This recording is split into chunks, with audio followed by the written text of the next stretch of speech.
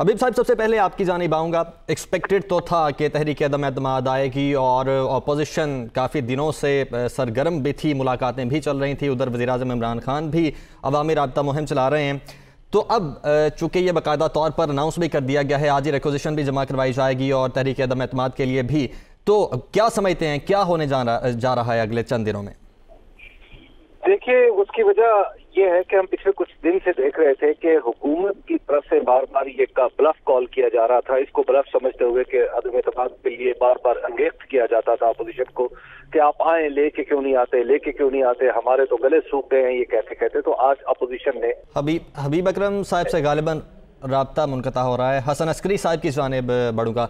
हसन साहब, आपके पास भी यही क्वेश्चन रखूंगा कि आप क्या समझते हैं कि अब आने वाले अगले चंद दिनों में क्या होने जा रहा है, क्योंकि अब तो बाकायदा तौर पर अनाउंस कर दिया गया है तहरीक अदम एतमाद को भी और एक्विजिशन भी के लिए भी दायर कर दी गई है दरख्वास्त। इसका तो मतलब यही होता है ना कि वो जो है हुकूमत पे एक सियासी दबाव बढ़ जाता है कि वो ये देखे कि रिक्विजिशन होगी, यानी असेंबली का सेशन कॉल होगा, उसके बाद फिर ये जो है vote of no confidence move करेंगे। अगर ये करते हैं तो उससे जब vote of no confidence move हो जाता है तो एक कॉन्स्टिट्यूशनल प्रोसीजर चल पड़ता है कि 3 दिन के बाद और 7 दिन के अंदर इस पे बहस भी होनी होती है और उसके अलावा फिर उसके ऊपर वोट होना है। तो हुकूमत के लिए बहुत टेस्ट आ जाता है कि वो अगर जब भी वोट ऑफ नो कॉन्फिडेंस का मोशन मूव होगा, उस मोशन को हुकूमत नाकाम करने में कामयाब होगी, और अगर नहीं होगी तो इसका मतलब यह है कि हुकूमत बदल जाती है। बिल्कुल ठीक है। हसन अस्करी साहब साथ ही रहेगा। हबीब साहब ने हमें फिर ज्वाइन किया। हबीब साहब,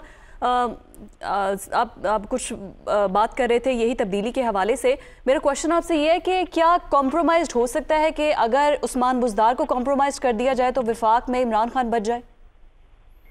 उससे पहले अब देखिए, आज जो अपोजिशन ने अपना इनिशिएटिव लिया है, उसके बाद अब हुकूमत को अपनी सफों में यकजहती और इत्तेहाद दिखाना है। एग्जैक्टली। जिस तरह आज अभी थोड़ी देर बाद प्रेस कॉन्फ्रेंस की बात हो रही है कि आसिफ अली जरदारी और शहबाज शरीफ और मौलाना फजल रहमान मिलकर प्रेस कॉन्फ्रेंस करेंगे, तो ये प्रेस कॉन्फ्रेंस एक सियासी तस्वीर की सूरत में वो जरूरत पूरी कर देती है जो तहरीक अदम एतमाद से पहले अपोजिशन को चाहिए होती है।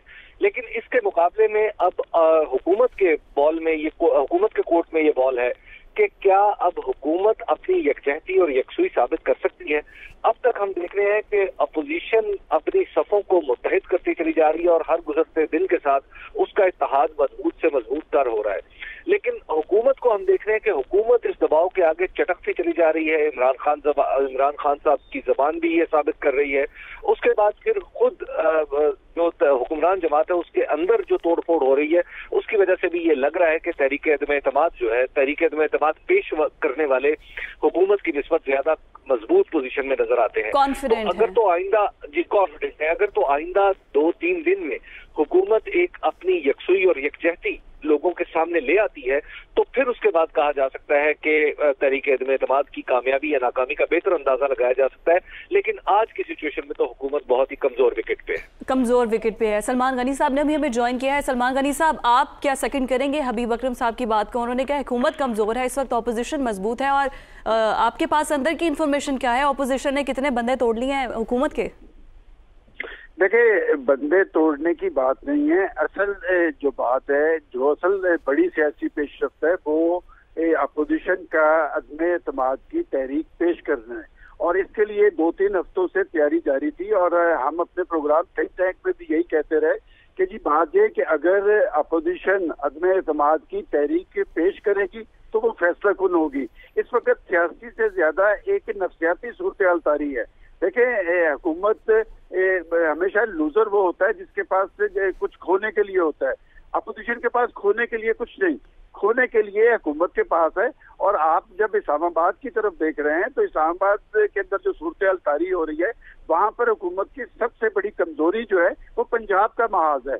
कि बात है कि अगर पंजाब की हुकूमत कमजोर हुई या पंजाब के अंदर एक बगावत की सी सूरत हाल है कि इस्लामाबाद में तब्दीली का रास्ता हमेशा लाहौर से होके जाता है, कि यहाँ पर जो सूरत हाल तारी हुई है वहां से ये जाहिर हो रहा है कि खुद हुक्मरान पार्टी के अंदर एक नई कैफियत तारी हुई है और खास तौर पे जहांगीर तरीन फैक्टर जो है वो बड़ा अहम रोल अदा कर रहा है और इसमें अलीम खान साहब ने की शिरकत और इसके साथ ठीक है। सलमान गनी साहब आप साथ ही रहिएगा, हमारे तजियाकार हमारे साथ मौजूद हैं। इसी दौरान एक अहम खबर है,